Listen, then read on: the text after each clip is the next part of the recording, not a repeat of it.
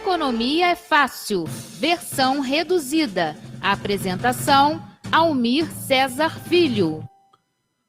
Muito bom dia, meu amigo Almir Cesar Filho. Bom dia, meu amigo Antônio de Paulo Figueiredo. Bom dia, meus amigos ouvintes, minhas amigas ouvintes. Um prazer conversar com vocês mais uma vez durante a transmissão do Boletim de Censura Livre, trazendo o Economia Fácil. Hoje, quinta-feira, 28 de novembro, mais uma vez tentando traduzir para a linguagem do trabalhador, da trabalhadora, buscando os interesses da nossa classe nos destaques do noticiário econômico, né? Antônio, é contigo. Você que está acompanhando aí através dos aplicativos, o aplicativo parceiro Radiosnet, ou então do aplicativo exclusivo, ou no nosso site clwebradio.com, clwebradio.com, pode entrar na página do Facebook, né? Tem lá uma transmissão especial da participação, como sempre brilhante, do Almir Cesar Filho. O destaque de hoje no quadro Economia Fácil versão reduzida, mais um aumento no preço da gasolina, 4%.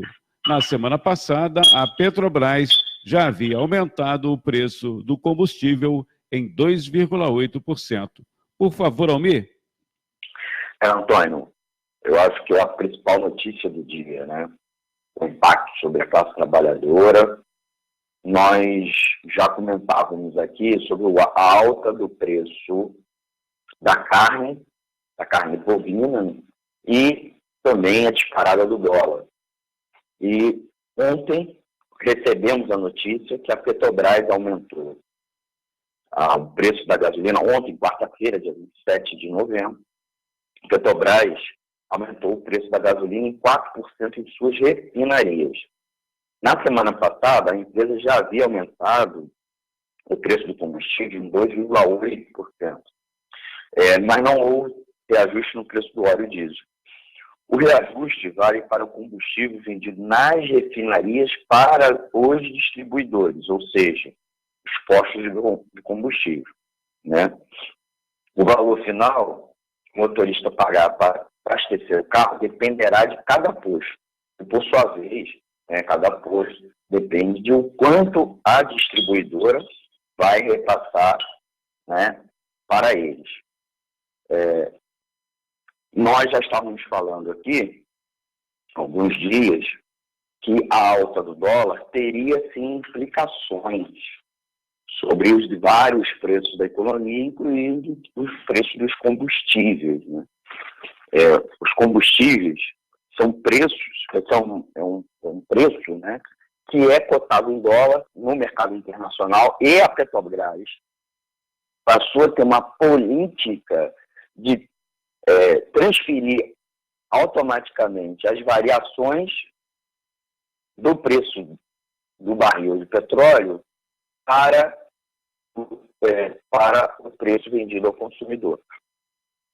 E a variação do preço do combustível é uma variação do preço em si, né, da oferta disponível, da demanda disponível pelo barril do óleo cru, né, do petróleo cru, mas também, como ele é cotado em dólar, a variação da moeda americana em real também impacta, portanto, no preço dessa commodity.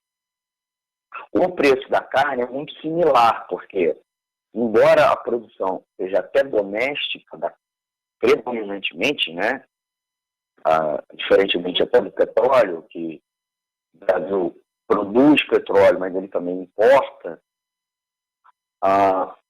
a carne é uma produção doméstica, só que o preço da carne, em alguma medida, é cotada em dólar, é uma commodity. E o Brasil é um país exportador de commodities e faz a exportação em dólar. E, portanto, o produtor, principalmente aquele que faz a distribuição da carne, está sempre mirando o preço doméstico com o preço internacional. Então, tem um impacto. E outra coisa, a alta do dólar, como a própria alta do combustível, o combustível é um custo da produção da carne. Então, A alta agora do combustível deve impactar ainda mais sobre os preços da carne, né? Com relação à carne, Antônio, nós vamos discutir hoje à noite no Economia Fácil, a versão estendida, às 20 horas desta quinta-feira. Nós vamos falar o porquê do aumento da carne, quais são as implicações, quais são as soluções e trabalhar com mais detalhes. Eu queria, só para complementar, mais dois elementos. Até porque é uma notícia curta e muito seca, né? Então, é preciso mais análise do que ficar fornecendo dados a vocês. Nós temos um problema no Brasil, desde que a Petrobras mudou sua política de preços, com o governo Temer, né, ou a Petrobras é praticamente o grande fornecedor de gasolina, de refinaria para as distribuidoras. Não é um mercado monopolizado, mas o tamanho da Petrobras é tão grande que outras empresas poderiam entrar, mas não o querem, né? Elas têm preguiça, vamos dizer, entre aspas, né? Porque elas teriam que fazer um grande investimento e hoje não interessa a elas. Por outro lado, as distribuidoras poderiam comprar combustível de fora e não fazem. Muito pelo contrário. Ontem mesmo circulou uma notícia que a Associação Brasileira de Distribuidoras criticou o aumento da Petrobras, não porque foi grande, mas porque foi pouco. Porque o preço para importar o combustível não está competitivo, né? Por quê? Porque como o dólar aumentou muito, o custo da importação aumentou. Mas quando o dólar estava baixo, as distribuidoras não estavam trazendo combustível a preço barato. Então, elas querem que a Petrobras aumentasse ainda mais. Olha só que coisa. E é um mercado totalmente livre, as distribuidoras. Né? O peso da Petrobras, muito pelo contrário, a Petrobras foi se desfazendo de plantas de distribuição. A última agora foi a venda quase que completa da BR Distribuidora. Isso mostra que o problema brasileiro não é um problema da Petrobras, ou fatiar a Petrobras, privatizá-la em partes para aumentar a concorrência. O problema é a própria concorrência, como ela está se dando. Era preciso que as empresas, forçar as empresas a investir, inclusive as distribuidoras, investir em refinarias e mesmo na exploração aqui do país da Petrobras. Aqui no país, como faz a Petrobras. Hoje, boa parte da exploração de petróleo é feita pela Petrobras, porque as outras empresas, para elas é mais interessante trazer petróleo do Oriente Médio, petróleo que é cotado pela OPEP, submetida, portanto, ao preço internacional do barril. Então, aí é a questão-chave, a necessidade de ampliar a produção. E eu digo outra coisa, se a Petrobras fosse fatiada, o preço tenderia a aumentar mais, porque ficaria ainda mais dependente desses players do mercado de petróleo que exigem preços altos. E a integração da cadeia, né, a Petrobras tem uma empresa desde a extração do petróleo, né, até, ou pelo menos tinha até a distribuição, fazia com que houvesse economias de escala e, portanto, um preço menor que acabava chegando na bomba. E isso está acabando com o fatiamento e a privatização da Petrobras.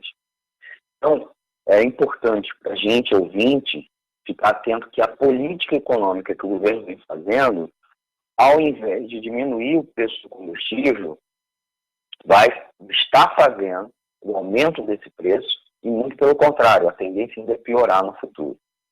Então, era muito importante nós, trabalhadores e trabalhadoras, ficarem atentos, sermos críticos, inclusive protestarmos contra essa situação.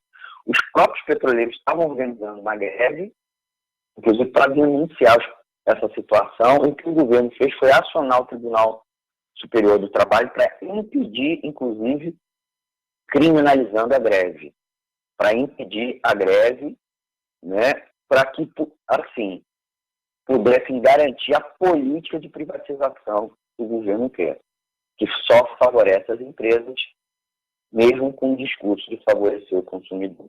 E uma outra coisa, como eu já falei, esse aumento do combustível vai ter novamente um impacto em cadeia na economia brasileira, na inflação, principalmente na inflação dos mais pobres, mesmo que não no índice oficial de preços ao consumidor, porque ele é uma média de preços na economia. Mas na cesta básica, que é muito dependente de transporte, é muito dependente de derivados de petróleo, vai ter um impacto muito em breve. Então, a gente já prepara nossos amigos e amigas ouvintes para esse impacto sobre os preços da cesta básica, sobre o preço do transporte público, porque daqui a pouco as empresas vão exigir das prefeituras, do Estado e do governo federal o reajuste no preço do transporte público. E uma outra coisa, há sim uma relação entre o aumento do dólar e o reajuste do preço aqui do petróleo, dos combustíveis, porque não há uma disparada no preço do barril internacional. O que está havendo é justamente o aumento para repor a variação do câmbio, né? A variação do preço do dólar em relação ao real. Então, mais uma das consequências da disparada do dólar. E para concluir, Antônio, nós já nos últimos dias explicamos bastante o que aconteceu que estava gerando essa disparada no dólar.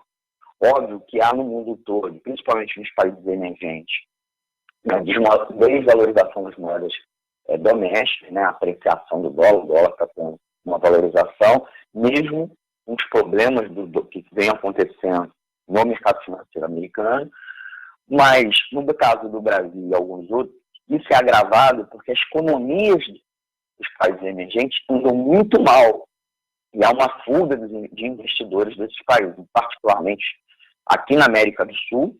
A América do Sul, que vinha crescendo bastante, entrou alguns anos atrás em estagnação, houve uma virada da política econômica, né? A política econômica que seguia uma política social liberal, mais ou menos nacional desenvolvimentista, não dá nem para dizer que era nacional desenvolvimentista, liderada por governos de centro-esquerda, e de repente deu um cavalo de pau, passou a adotar políticas neoliberais mais duras, mais explícitas, e essas políticas neoliberais não estão recuperando a economia dos países, muito pelo contrário, agravaram esses países em crises econômicas profundas, inflação alta, recessão, e há uma forte instabilidade política, levantes populares, né, acontecendo, e os investidores internacionais estão fugindo desses governos, desses países. Aqui no Brasil mesmo que a gente não tenha passando por grandes mobilizações de rua, a instabilidade política prossegue, inclusive declarações estapafúrdias do governo, até mesmo do ministro da Economia, que está levando investidores a sair, a tirar dólar. E essa saída de dólar é que está gerando uma forte pressão sobre a moeda americana. Mesmo que a Bolsa de Valores não tenha recebido tão grande impacto, porque os investidores brasileiros seguem na Bolsa, mesmo com as empresas registrando prejuízo, estagnação, há uma euforia, um efeito especulativo. Mas no conjunto da economia, a economia está muito mal. E isso faz com que também os investidores internacionais não apostem, não entrem. E para complementar, as exportações brasileiras, apesar de ainda serem alta, caiu bastante. Então, o fluxo cambial, né, de entrada não está compensando a saída. A moeda brasileira segue não perdendo muito para o dólar, está perdendo muito, mas não muito mais, porque a gente tem muitas reservas acumuladas nos últimos anos, né, porque o Brasil é um grande exportador, então acumulou reservas de dólar, e essas reservas de dólar estão servindo até como um colchão amortecedor para que o dólar não chegue rapidamente à casa dos R$5. Mas muito em breve pode chegar se não houver uma mudança na política econômica e se os investidores não perceberem que há uma mudança da realidade brasileira. Então, explicando a vocês, né, o quanto está conectado uma coisa com a outra. Então, o problema central da alta do dólar, né, é a política econômica equivocada de Paulo Guedes, que aposta no neoliberalismo, no ultraliberalismo, e a economia brasileira continua patinando numa grave situação. E o governo Bolsonaro, que também alimenta uma instabilidade política, até porque me parece que a forma que eles se mantêm no poder, né? Eles encaram que a instabilidade, a polarização, o extremismo, né, mesmo que artificial, é uma necessidade deles para seguir no poder. Então, a política econômica é que gera essa situação dura para o trabalhador. Alta do dólar, alta da carne bovina e alta do combustível. É contigo, Antônio.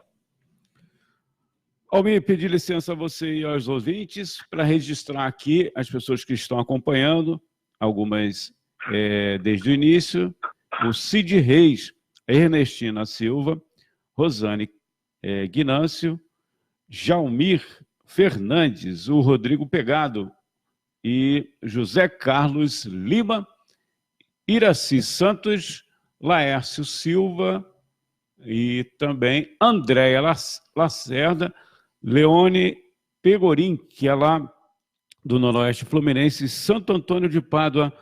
Almir, muito obrigado aí pela sua participação. Obrigado, Antônio. Queria agradecer aí os nossos ouvintes que a gente conseguiu registrar. Pedir àqueles ouvintes que não registramos para deixar lá um recadinho para a gente, inclusive, poder interagir com eles, deixar também uma dúvida, crítica, uma sugestão. E, é claro, pedir para compartilhar, né? Quem estiver assistindo pelos vídeos, tanto a live do Facebook quanto depois o vídeo do YouTube, dá lá um curtir e um compartilhar para fortalecer o projeto. Dúvidas, críticas e sugestões, você também pode mandar um e-mail para economiafácil@gmail.com, tá bom?